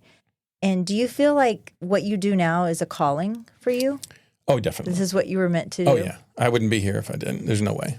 This isn't what I was planning to do. This isn't what was but it was in my cards because God's got a reason for everything. Sure. I think, and we'll go back all the way to the beginning to my parents. They were givers. They were volunteers. They instilled in me and my 11 or 10 brothers and sisters that you help where you need to help. And so you just get up my mom cut hair for a hoarding lady that lived down the street, which I went into her house and it was the most horrible thing I've ever seen. And she would come into our house and I'm like, oh my gosh, what are you doing, Mom? You're crazy. But that was her giving, and she would give and take care of the people that needed it. And so that is instilled. And that's why I'm glad and I have volunteers that come out. I have one lady that comes out with her 7-year-old and her 5-year-old. And they're painting little things and they're picking up rocks and they're doing, but she's instilling in them what's so important. Yes. And which is very, very important. And I think you'll see that. Yeah. So that's a great thing that we can offer for people. When the boys have gone through your program, do you call it graduate? Do they graduate or? We don't, because we don't have a specific, it's not like, okay, you have 5 weeks, you go to the program, 9 weeks, you go to the program. Every single child that comes in has their own specific plan. Okay. And they could be anywhere from 5 months to 3.5 years. Okay. And so it's not a graduation. What it is that when they're ready to go, then it's a positive release. Okay. So we're sending them into a better situation. So when they come in specialized, they'll leave moderate or basic. Okay. And they usually don't get to basic because at moderate, they're ready to go to a foster home. They're on a good trajectory. They're that second-based hit. Okay. It's time for them to move. We don't want to keep them. As a matter of fact, I tell a boy when he comes in, I'm going to do my best to get you out of here as fast as I possibly can. Like, I want to do it when you're ready. So getting out of there means now they can get placement with foster and or adoption, but you guys are also an adoption placement center, is that correct? We have 3 child placement agencies. Okay. We have one in Austin too, but we don't use that one because there's a lot in Austin. Okay. But we have one in Harlingen, Laredo, and Corpus. And so with them, we have like 70 foster kids. Right now, I think it's a little 70. We had up to 120. Right now, it's about 70 foster kids, and we have probably like 40 plus foster families. And we are in charge of, I'm in charge of that too. But we have individuals at each of those locations. And we're in charge of anything from birth all the way to 17 years old, girls and boys. Oh. And so they place all of those foster kids in foster homes that they're in charge of, and they're in charge of the child, they're in charge of the foster family to make sure all the education is done, and they do oversight and everything. I wanted to ask you about when a child is placed with you and then you have the parents. Do you guys have, because I was a supervised facilitator with CPS, and so I'm very familiar with that kind of process, but do you think that I always felt sometimes, this is awful to say, but sometimes the parents did more harm than good when they were still trying to get better for themselves, but the child was kind of left to the wayside. Their treatment was more important than what was going on with their child. Do you guys do visitation with the parents there? And so there's a difference between like co-conservatorship, which is like if the parent can be a co-conservator with the state, and they both have a say in what's going on. That can get tricky because the parent may say, well, I don't really want a kid to be able to do this, or I want him to leave now. And the other one, the state's like, no, he shouldn't leave yet. Yeah. And so that kind of gets a little bit sticky, but it's not horrible. It still works pretty good. What you're saying is that when a family member is still out there, but potentially can take them back at some point. The rights haven't been terminated yet. Correct. They're still in the process. They're working on fixing the problem, right? Normally for us, since we're a specialized level unit, we have visitation 2 days a week, or 2 days a month, I'm sorry. The first and third Saturdays, I think is when it is, for a couple hours. All watched, all taken care of. But those aren't really a problem for us. And then what we do is we have a family reunification therapy. So when they start getting ready to be reunified, we will actually have the joint family therapy and that's what our therapists will do. And so they'll come in, and when the therapist feels that both the family and that the child are good, they'll do that. There's times that the therapist is like, this family member is no way going to be in a situation because they're still doing drugs and they're still doing this thing. So we make our recommendation to the state, and the state's involved in that, not necessarily in the actual visitations and stuff, but at some point they're saying, hey, what's going on over there? And we're like, okay, this is what we see. This is not a good idea. Sometimes they think they're smarter than us. And I can tell you that every time they thought they were smarter than us, guess who's smarter? Mistake, we were smarter. Yeah. But here's the thing. We see them every day. I had that. Does the boy have a say in that? Does the boy, Yes. if you guys say, hey, you're ready, and the parents say, oh, yeah, we're ready to take him, and the boy says, no, I'm not going. Oh, yeah, 100%. We'll take a lot of time that's with their CASA. Yeah, CASAs are their advocate. Too. Okay. And the CASAs work really hard. They can be troublesome too. But in general, they're literally trying to be an advocate for the boy. Some of them are amazing, and they are like, okay, I know what he's asking for. That's not really what he needs. And so they kind of help out, like bridge that gap. Sure. Sometimes they're like utopic, and they're like, oh, we should just let him do whatever he wants to do. Well, that doesn't work. I'm sorry. And this is a bunch of the books that we've read. One of them is you give anybody what they need, not necessarily what they want. So that's parenting 101. That sounds kind of like how Steve treats me. Yes, that's right. That's exactly right. I like that. Yeah. So we have some really good books that the boys read. I think that's great that you're doing that. One of the things in your bio, you mentioned that when you came on, the fundraising was really lacking, and now you've raised, was it $12 million? At least. Yeah. So when I first heard about this was the Burke Rally, which was like a car show. Not doing that anymore? Well, they are. It's now called the Hill Country Rally. Okay. So they are doing it. And that's a separate organization. They started as a Burke Rally. They did that for I don't know how many years before and then they decided they split. Okay. And what their words are, and I don't want to put everything in their mouth, but is that they want to help more kids in this society than just ours. Sure. They were just dedicated to ours in the beginning.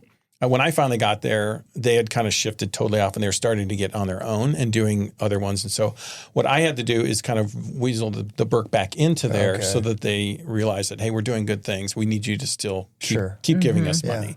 And they have been. They're very generous. And they do a great job.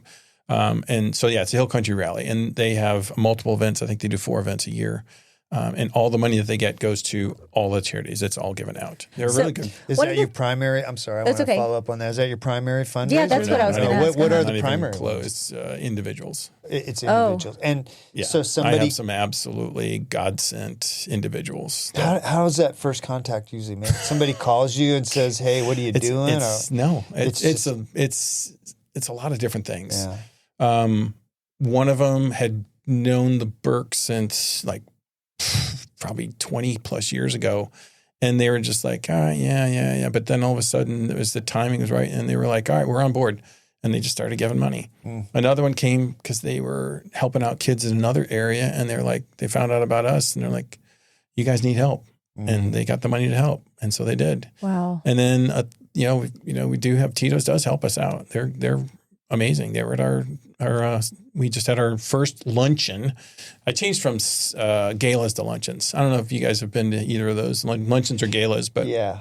galas, you got to auction a lot of stuff. There's a lot of work to that. It is. A lot of work, yeah. I was like, you know what? Why don't we just ask him for money? I think a luncheon is great. Sometimes a direct approach is the best That's- approach. Yeah.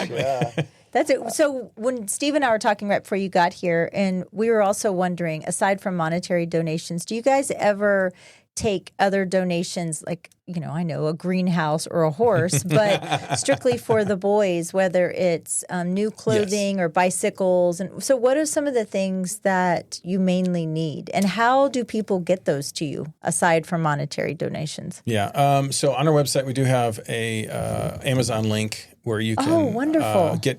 It's like got different sizes of clothes. So, the boy, our age boys will have this is a wish list. It's got like pants and shorts and socks and all kinds of different stuff like that. And then we also have, a lot of people are like, well, do you need this? And they'll just kind of call up. So, for example, I think in the last year, I've had 6 cars donated to us. Oh, wow. Oh, Right. wow. And so cool thing about that is you're not going to have enough time to get all the stuff I No, got to Oh, talk that's about. great. Yeah, we're good. But so people will donate cars to us, and they hear that, and which is cool. And if you know Dripping Springs Auto and Todd's Automotive. Yes. Oh, I love Todd's Automotive. Awesome. Yeah. He's a good guy. Both those guys are amazing people, by the way. They'll see a guy, someone will come in and they'll say, oh, it's going to cost like $10,000 for you to fix this car.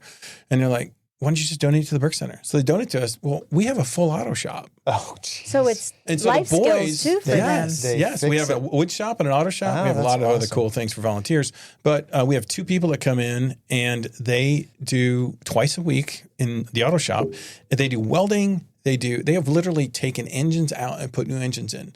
So we have one car, literally $2,000. We took the engine out, put an engine back in. That's a $15,000 Oh, my swap gosh. if you're doing it at the place. For us, it's like $2,000. Part of that money came from Hill Country Rally, so they gave it to us to help purchase cars or fix cars. So that fixed car now, what the boys have learned on, goes to the boy who goes in the transition home. So we have an 18 to 21-year-old transition home. Oh, okay. Yeah. So we have 18, Wow, 21, that's so cool. 18, 21-year-old transition home that's on campus there, and it's kind of sectioned off. We've had 6 kids go through it. They come in, we give them a car. Literally, we sign off the car to them. It's their title as soon as they walk in there.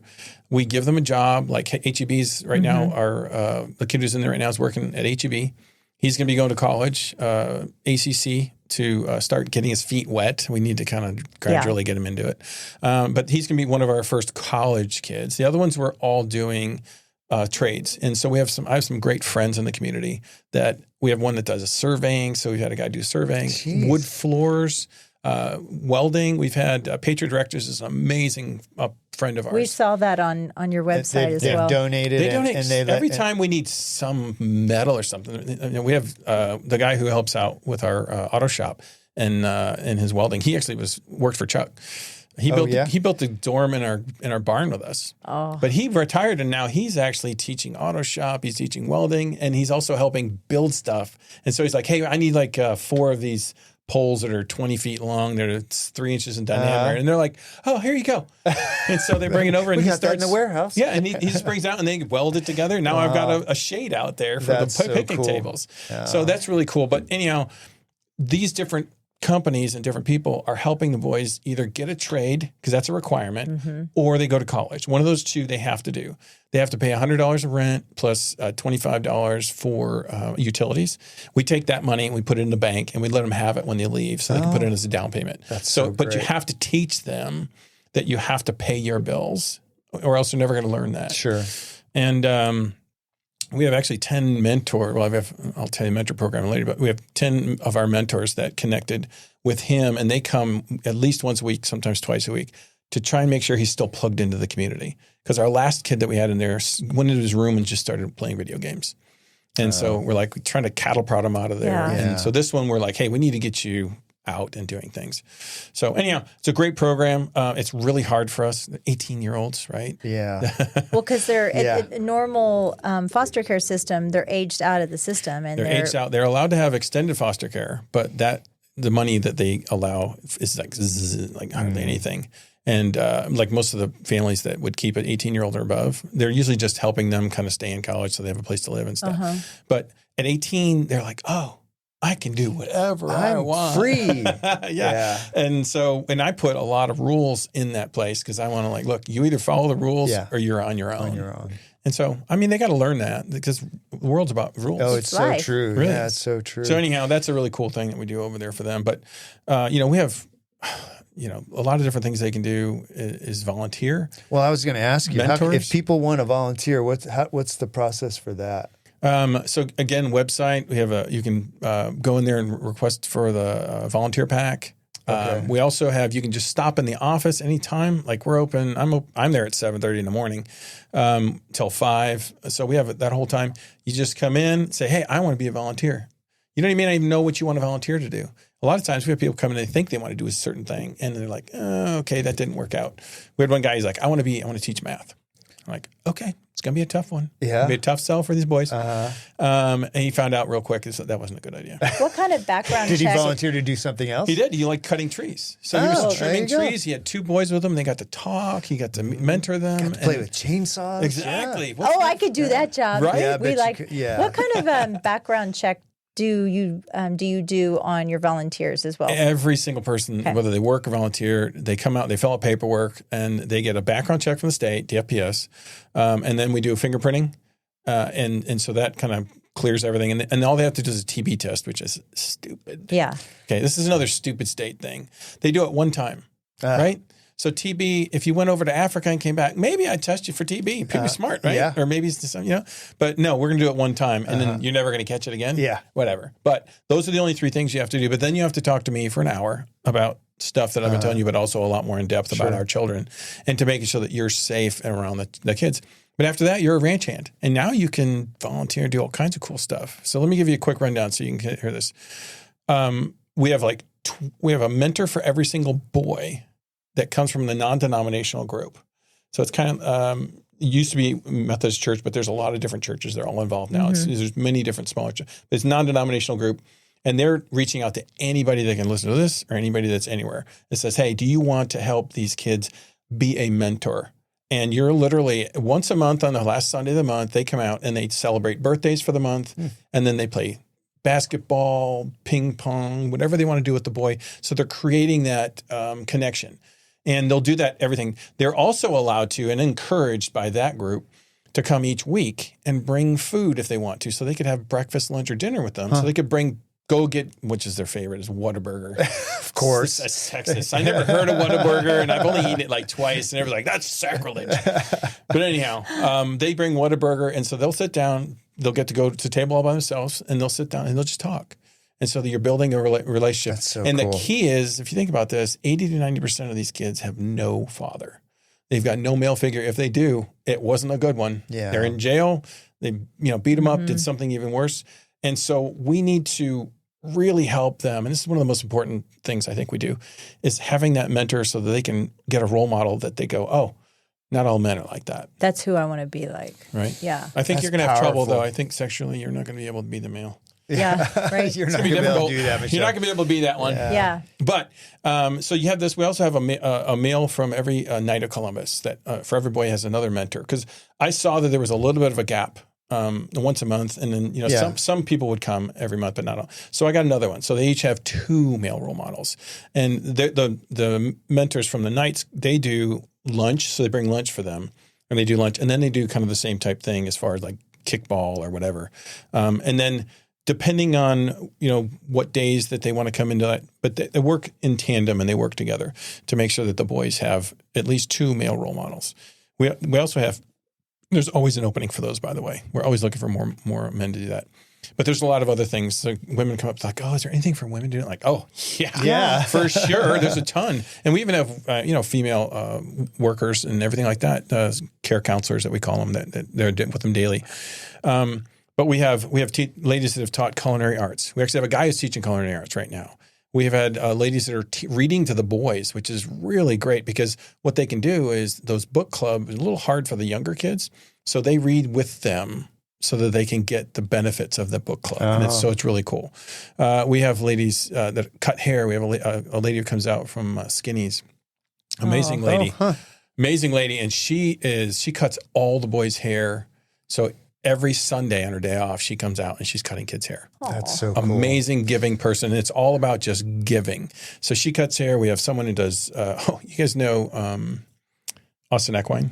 Yeah. Yeah. So he comes out and teaches art to the boys. Oh, that's cool. So he's awesome. So I bet some of these boys come in there and they're overwhelmed by the opportunity and generosity. Or the support. They're yeah. like, because they probably have never had anything like that. They haven't had their own room. They haven't had this much attention. They haven't had this much opportunity. Somebody to look up to, somebody that gives sound advice or listens. I mean, that's probably. But some of them are I don't know if overwhelmed is the right word. It's lost. They don't understand. It's a lack of comprehension. Yeah, I think that's a perfect. You know what I mean? Yeah, They don't realize how good it is, but they also don't understand the opportunities they have available. Because we have pools for them to swim in. Yeah. Because 70% of the kids that are in foster care or that come from poor families can't swim because they've never had pools. So we teach them all to swim, and we have we have 2 different people that teach guitar. We have somebody who teaches German. We have somebody who teaches Spanish. These are all volunteers. Yeah. So all these things are open to anybody, women, men, whatever. We have someone who we call it the rock group, and everybody's like, "Oh, teaching some kind of rock," and they're like, "No, he's actually a geologist." And he brings different rocks out, and like he came today at lunch, and he's like, he brings the cool rocks. He goes, the first time as these 2 kids are like, I don't know if I really want to do it. I'm like, well, just go for me and humor me. They come back to like, he had this cool thing. You open up and it's like cool like stuff. Geode. It was all shiny and exactly. It's like 1.5 million years old. That actually is exactly what we want for the kids. Is we want them to see. I tell people, be a kid. Yeah, when they come to us, they're looking right in front of their feet, trying to keep themselves from falling over. I want them at the horizon with their eyes. I want them to see there's the stuff you could do. You just have to understand that there's a little bit of structure that's required in life, and will help you with all your problems, all the traumas you've had. That's why we have all these therapists and all the different people working for you. But work on this, and then realize that you have a lot in the future. So we also have University of Texas Charter School. We were reading about that too. So we have 3 teachers that just for our kids, and one of them's an ag teacher. So she teaches about the horses. We have goats. We have really cool goat program for 4-H. We have a family that comes from town. They take care of the boys, teach them how to show the goats and everything. We have amazing donors that I can't even go into that donate to the boys when they show the goats.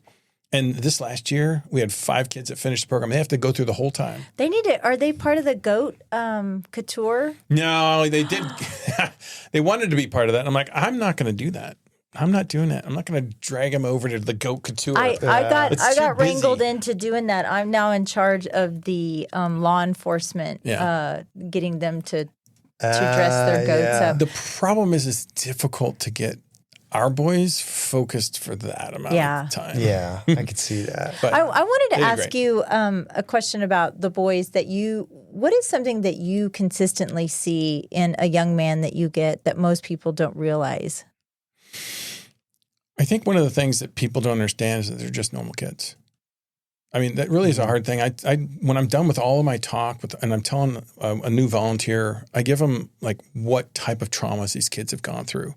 And then they start painting a picture of how difficult this child is or how scary it is to be with this kid. And they're like, okay, now I'm going to put our child and we're going to line them up with all 20 of our kids with 100 other kids. You wouldn't pick them out of a lineup. Yeah, that's right. They all look the same. They're just a kid. They're just a kid. And that's one of the things that's hard for people to understand is they're just a kid. They've got massive trauma they're trying to deal with in their brain. But when you give them the right tools, which is what we're trying to do, they can get back in there and they can succeed.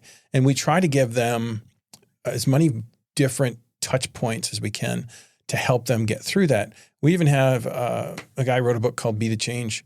And he came out and talked to the boys. And we've had 5 authors that have come out and talked to the boys. And this one, Be the Change, was a huge one for them because it kind of resonates. They're from broken families. They're from, drug areas. They have issues with that. This guy went to jail, and so they're kind of seeing some of this stuff. And they're like, oh, this resonates with me. And so it's one of the better books that they read too, is to see that, hey, I did these bad things. And he told them this, look, I made these bad choices. I am talking to all of these kids because I don't want this to happen to you. You need to be smarter than I was. And the guy got a 4.0 from UT. Wow. You know, when he finally went back to it after his prison time for 4 felonies. So Crazy. it's like, hey, don't give up.